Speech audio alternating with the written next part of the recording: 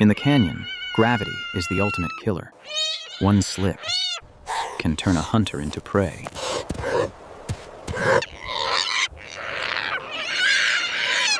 But Mercy has wings. Without hesitation, trusting wings that have never truly been tested. But the third chick hesitates, paralyzed by the dizzying void opening beneath him. He peers into the abyss, his instinct to fly warring with a primal fear. With a desperate jump, he leaves the nest, but his launch is critically weak. The unforgiving canyon wind catches him, spinning his unstable body into a chaotic tumble. His mother can only watch in horror as her youngest disappears into the deep canyon. The fall ends not with grace, but with a brutal collision into the earth. Against all odds, life flickers in the dust, though he is broken and confused. He struggles to stand, but his bruised wing drags heavily like a lead weight. High above, the mother circles desperately, but the dense brush hides her fallen child. But on the ground, the sound of impact has awoken a different kind of hunter. The badger emerges from the shadows, sensing a rare opportunity in the air. This living tank turns its gaze toward the crash site, locking onto the scent. The eaglet freezes against the cold stone, instinctively knowing that movement means certain death. But silence is a useless defense against a predator that hunts primarily by smell.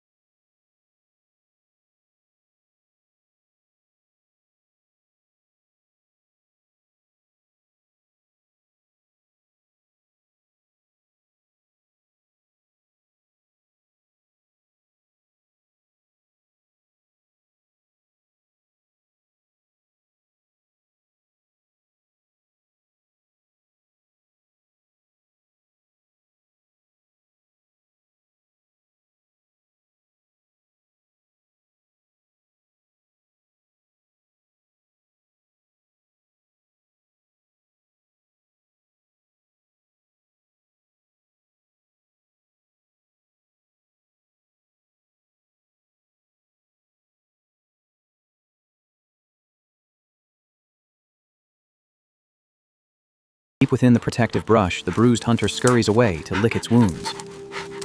Dust settles on the rocks, restoring the ancient silence of the canyon floor. The warrior instantly softens back into a mother, landing gently beside the hiding spot.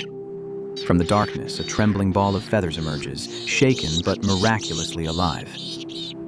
A lethal beak becomes a gentle tool, carefully checking the fragile survivor for injuries. But relief is short-lived as long shadows begin to stretch across the cooling valley.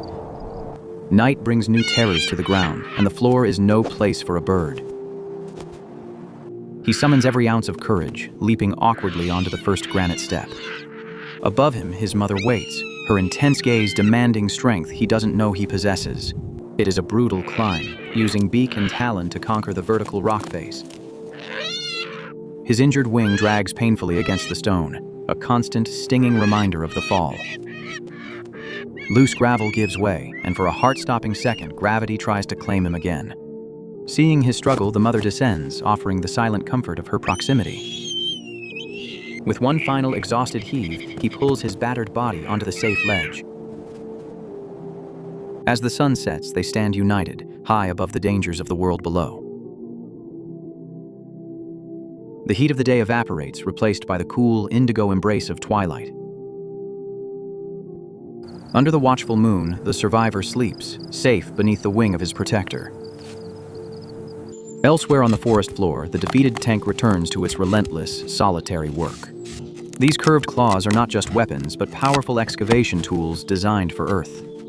His thick, loose skin is an evolutionary masterpiece, rolling freely to absorb lethal impacts.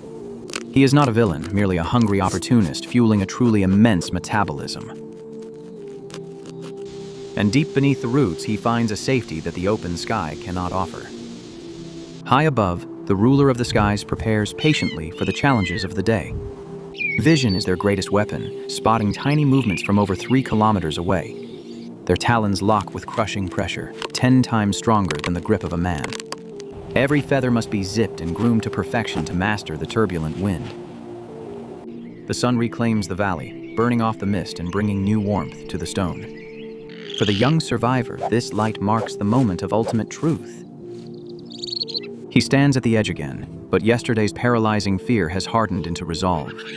His mother leads the way, trusting that ancient instinct will finally take hold.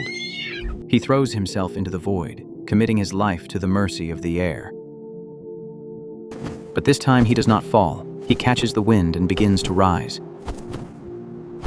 Invisible pillars of warm air lift him higher without a single beat of his wings. He is soon rejoined by his siblings, the family unit whole once again in the blue. They dance in the clouds, turning the deadly art of aerial combat into joyful play. Their shadows race across the river below, faster than any creature on the ground. Far beneath them, the badger continues his patrol, now just a harmless part of the landscape. In the clarity of day, the monster of the night is simply a thirsty animal. Predator and prey, sky and earth, all are locked in a delicate, necessary balance. The eaglet pierces the mist, washing away the dust of his earthen struggle forever. He carries a scar on his wing, a permanent lesson etched by the unforgiving wild. From her high peak, the mother watches her life's work drift away into independence. The canyon that once threatened to swallow him is now his vast open kingdom.